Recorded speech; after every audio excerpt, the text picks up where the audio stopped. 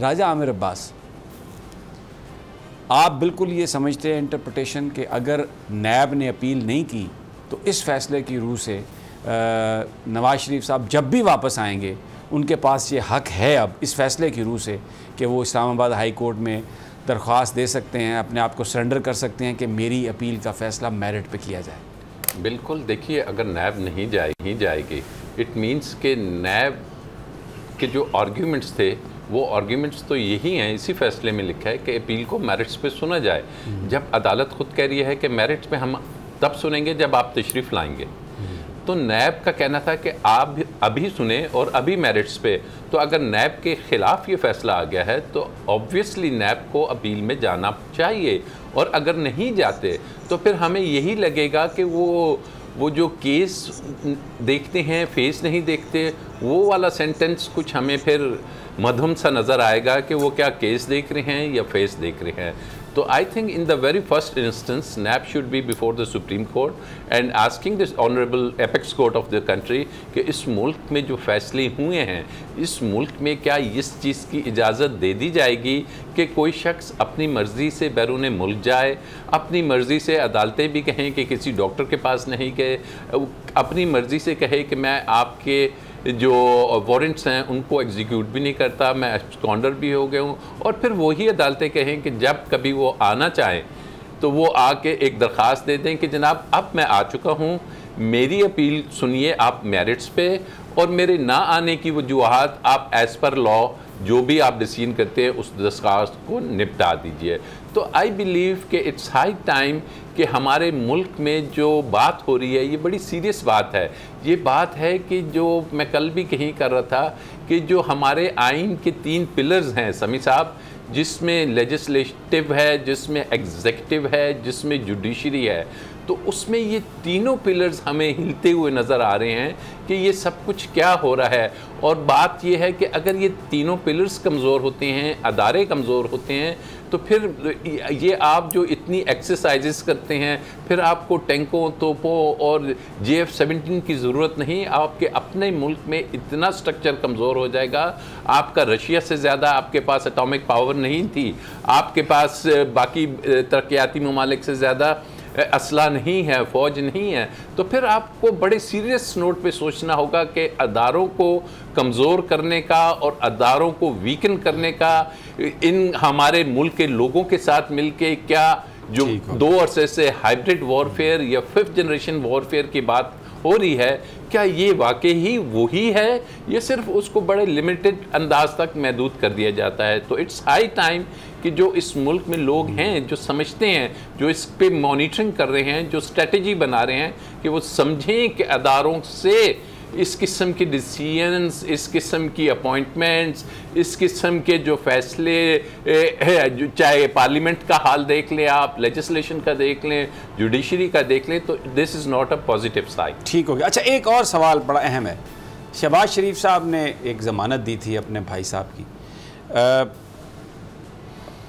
इस हवाले से, क्योंकि वो तो आए नहीं, अब अदालत ने भी उनको कहा कि हैं तो फ्यूजिटिव ही वो, शहबाज शरीफ के ख़िलाफ़ पंजाब गवर्नमेंट जा सकती है, वफाकी हुकूमत जा सकती है, उन पर कोई असर हो सकता है इसका?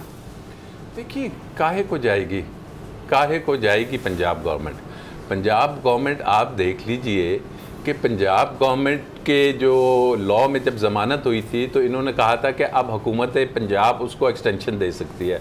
उसमें इन्होंने तकरीबन 8-9 माह साल लगा दिए, ना इधर किया ना उधर किया, और बैठे रहे। और पंजाब गवर्नमेंट की बात नहीं है, बात है नैब की, क्योंकि वो जो इन्वेस्टिगेशन हो रही है, ये जो केसेस हैं, वो पंजाब हुकूमत नहीं चला रही, वो नैब चला रही है। तो नैब को वही मैंने कहा कि ये जो केस नहीं फेस, फेस नहीं केस, इस चीज़ को अब क्लैरिटी देनी होगी कि क्या वजह है कि नैब ने कहा था हालिया अब शहबाज शरीफ की ज़मानत हुई, किस केस में हुई? समी साहब, आपने बड़े वो PID के टिकट्स चलाए होंगे, वो कागज़ों के साथ और टीटियों के साथ और ओपन एंड शट केसेस के साथ कि जनाब ये वो प्रेसेस हैं और ये वो केसेस हैं शहबाज शरीफ, और उसी केस में शहबाज शरीफ की ज़मानत हुई। नैब ने कहा कि हम सुप्रीम कोर्ट जाएंगे, इसको चैलेंज करेंगे कि ये ज़मानत कैसे मेरिट्स पे होगी। सुप्रीम कोर्ट एक तरफ तो कहती है कि हार्डशिप के अलावा जमानत हो नहीं नहीं हो सकती। अभी एक और केस आया, आपके इल्म में है कि जमानत नहीं दी गई, जो पुराने लीडर ऑफ द अपोजिशन थे उन्हें विड्रॉ करनी पड़ी खुर्शीद शाह साहब को, तो नैब क्यों नहीं गई वहां पे? अब ये वो चीजें हैं कि अच्छा, मैं एक और भी बंद नहीं रखी जा सकती। अभी जो ख्वाजा आसिफ साहब की जो जमानत हुई है उसमें जस्टिस नीलम साहबा जो हैं उन्होंने ये कहा कि नैब ने अपना मौक़िफ़ ही तब्दील कर लिया। उनकी ज़मानत हुई है हाई कोर्ट से और उसमें उन्होंने कहा कि नैब ने तो अपना मौक़िफ़ ही तब्दील कर लिया और वो बहुत सारी जो इन्वेस्टिगेशन है जो करनी थी उन्होंने वो की नहीं जाके। तो ये जो फ्लॉज हैं, जो कमियां हैं, जो बहुत ज़्यादा डूबियस सा एक रवैया है कुछ केसेस में और जो फिर जजेस के रिमार्क्स आते हैं, तो आपकी बात बिल्कुल सही है कि ये देखने की ज़रूरत है कि जिसके बारे में हम ये सोचते हैं कि ये सज़ा दिलवाने के लिए अदालत में गए हुए हैं, वो तो पता बाद में लगता है कि छुड़वाने के लिए गए हुए थे और हाथी के दांत दिखाने के और खाने के और। राना साहब, आपको इस पे कुछ हल्का फुल्का सा अगर कमेंट करना चाहें तो फिर दूसरी स्टोरी की तरफ चलते हैं। कि आपने जो बात की प्रोसिक्यूशन की और नैब की तफ्तीश की, ज़रूरत इस बात की है कि उसको ज़्यादा मौसर बनाया जाए। बात समी साहब सीधी, आपने ख्वाजा आसिफ साहब की ज़मानत की भी बात की। आप देखें कि जब तक वो गिरफ्तार थे तो वो अस्पताल में थे 3 साढ़े 3 महीने से। पाकिस्तान में यही तो कानून अच्छा, है, कोई बंदा रिहा होता है तो फौरन चल पड़ता है। सर एक सेकंड दीजिएगा, आपने प्रोसिक्यूशन की बात की, सुप्रीम कोर्ट नैब की प्रोसिक्यूशन की बात करती है, कमज़ोर है। हाई कोर्ट्स नैब की प्रोसिक्यूशन की बात करते हैं। हमें पनामा केस में नैब की प्रोसिक्यूशन नज़र आती है कि गूगल करके उन अपार्टमेंट्स की कीमत खुद अदालत मालूम करें, और जब प्रोसिक्यूटर जनरल जो 3 साल के लिए आता है उसका ये ओहदा दोबारा उसको नहीं दिया जा सकता। कानून में लिखा है it's one time, non extendable, और दोबारा से रीअपॉइंटमेंट भी नहीं होती।